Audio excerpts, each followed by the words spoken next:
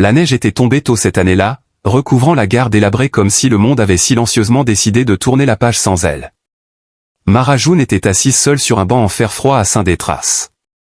Son manteau de laine tirait sur son ventre arrondi, qui n'était ni caché, ni en sécurité, ni désiré par quiconque lui avait promis de prendre soin d'elle. Le dernier train de la journée avait déjà sifflé et disparu dans la distance blanche. Elle regarda la fumée se dissiper, tel un adieu auquel elle n'aurait jamais dû faire confiance. Elle était arrivée avec une valise et la moitié d'une promesse. Il ne restait plus que la valise. Le quai en bois craquait sous le vent. Un horaire déchiré pendait de travers au mur. Saint-Détras n'était pas le genre d'endroit où l'on venait pour commencer une nouvelle vie. C'était le genre d'endroit où l'on vous déposait avant de vous oublier.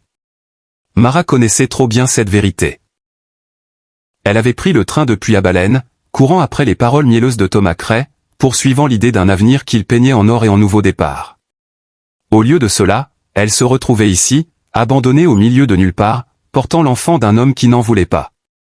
Il l'avait traitée de vieille à 38 ans, avait considéré son ventre comme un fardeau envers lequel il n'avait aucune dette, puis il était parti. Au 3e arrêt avant le col de montagne, pas de bague, pas de nom, pas de foyer, juste un adieu glacial et la suggestion qu'elle devrait retourner vers l'est. Mais les n'étaient que cendres, un lieu où il ne restait personne pour se soucier qu'elle vive ou meure. Elle resserra son manteau autour d'elle et posa une main sur son ventre. Le bébé donna un coup doux, comme pour lui rappeler qu'elle n'était pas seule. Elle murmura doucement, « On va s'en sortir. » Soudain, un garçon passa avec un panier de pommes. Mara offrit un sourire fatigué. Il détourna le regard. Les gens d'ici n'étaient pas cruels, mais ils en savaient assez pour garder leur distance lorsque les ennuis arrivaient avec une valise et un ventre gonflé. La neige dérivait sur les rails en nappes lentes et lourdes. Le ciel s'assombrissait. Le froid s'intensifiait. Mara accepta son sort. Elle dormirait sur le banc si nécessaire. Demain, elle irait en ville mendier du travail de couture. Peut-être quelqu'un avait-il besoin de rideaux cousus ou de chemises raccommodées. Ses mains se souvenaient encore comment rendre utiles les choses brisées. Un craquement doux provint de l'extrémité opposée du quai. Elle leva la tête. Un homme sortit de la longue ombre sous l'avancée du toit. Grand, silencieux, enveloppé dans un manteau et une écharpe de couleur charbon. Le bord de son chapeau cachait la majeure partie de son visage, mais sa présence semblait stable, non menaçante. Il se déplaçait avec l'immobilité de quelqu'un qui avait vécu trop longtemps avec les tempêtes et avait appris à ne plus les craindre. Mara détourna le regard. Les hommes qui approchaient en silence portaient généralement des projets qu'ils n'avaient jamais l'intention de tenir. Il s'arrêta à quelques pas d'elle. Le vent soufflait entre eux, portant de petites rafales de neige qui tourbillonnaient comme un voile. « Bonsoir », dit-elle poliment. « Vous avez raté votre train ?» Sa voix était basse et rauque, comme du gravier poli par des années d'intempéries. « Non », répondit-elle. « C'est lui qui m'a raté. » Il hocha la tête une fois, non par pitié, ni par confusion, mais par acceptation. Un autre silence s'étira, différent cette fois. Ni lourd, ni dangereux, juste présent. Il s'approcha, lentement et régulièrement. Les gares n'ont pas de feu. La neige tombe plus fort maintenant. Vous avez un abri quelque part ? Je n'accepte pas la charité. Répondit-elle. Il haussa légèrement les épaules. Je n'en offre pas. Juste de la chaleur et un souper. C'est voisinage, pas charité. Elle serra sa valise plus fort. De l'intérieur de la gare, une porte grinça. Emma, la vieille gardienne de la station, sortit, son châle tightly serré autour de ses épaules. Elias, appela elle. Du gibier de potence au clair de lune. Tu ferais mieux de filer. L'homme ajusta son chapeau. Je viens de voir quelqu'un assis seul. Emma regarda Mara et son expression s'adoucit. Ma petite, tu peux rester dans la chambre du fond si tu préfères. Poussiéreuse, mais il y a des murs.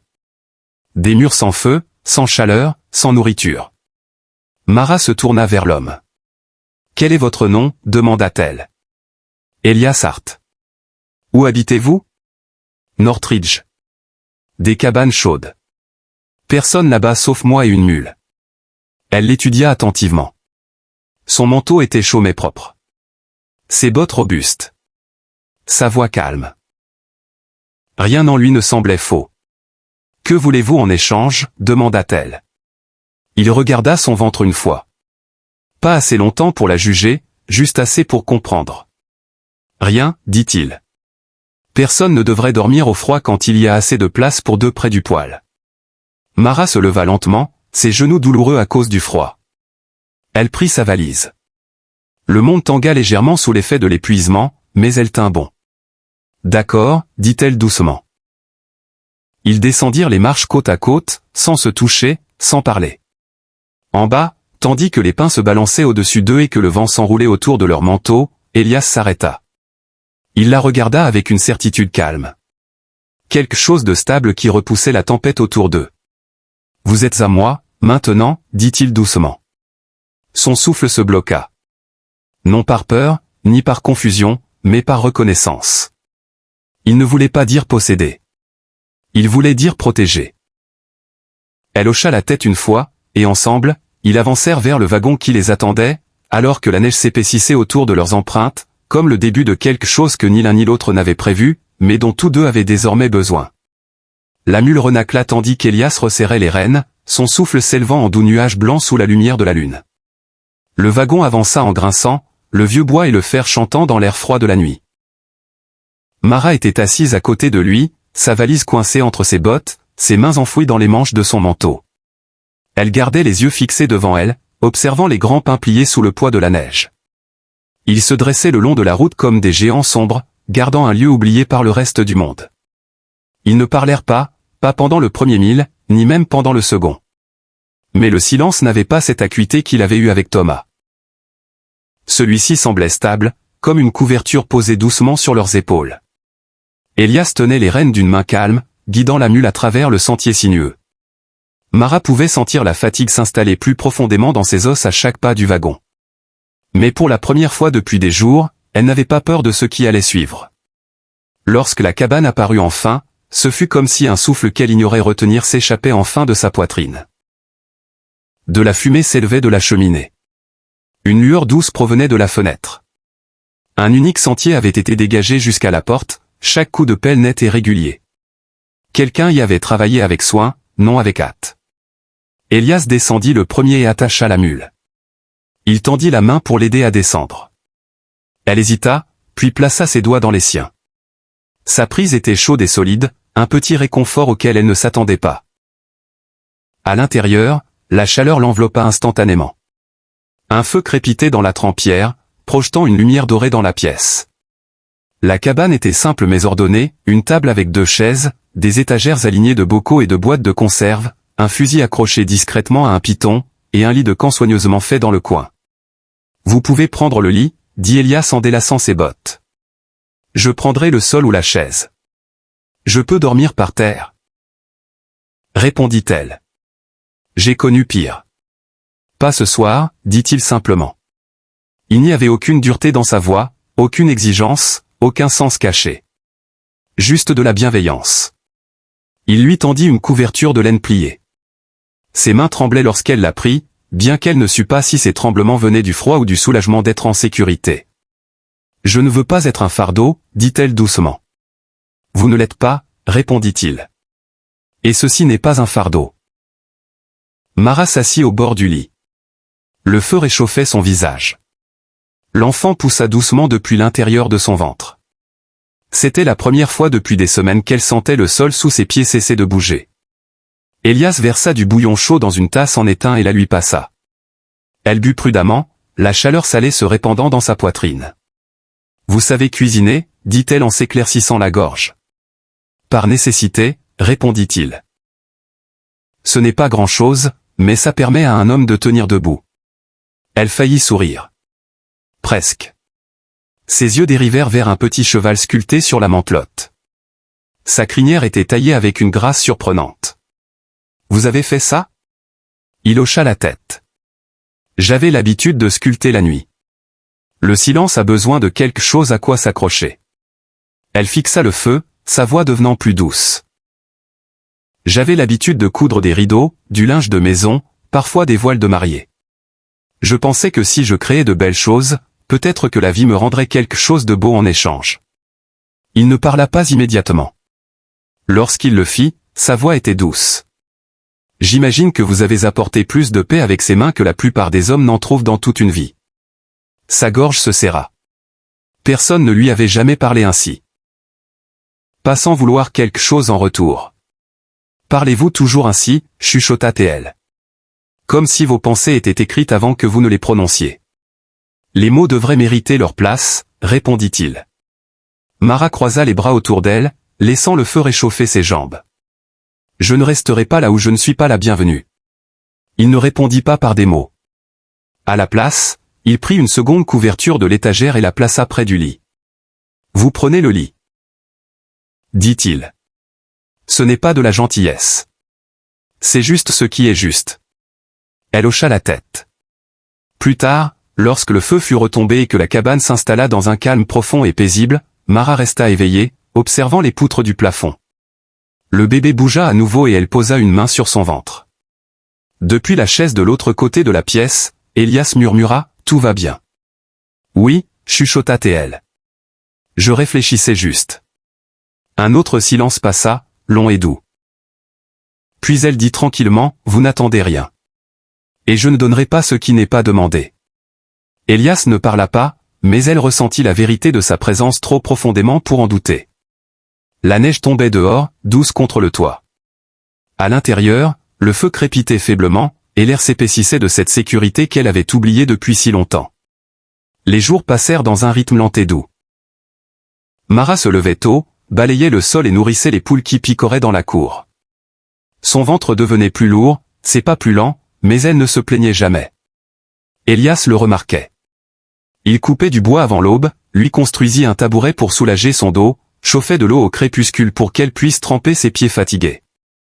Il le faisait sans fanfare, sans demander de remerciements. Un après-midi, tandis qu'elle cousait des rideaux à partir de chutes trouvées dans un coffre, elle parla sans lever les yeux. « J'attends toujours, dit-elle. Le prix à payer. »« Il n'y a pas de livre de compte ici, » répondit Elias. Elle déglutit avec difficulté. C'était difficile à croire, mais une petite partie d'elle, une partie fatiguée, voulait y croire.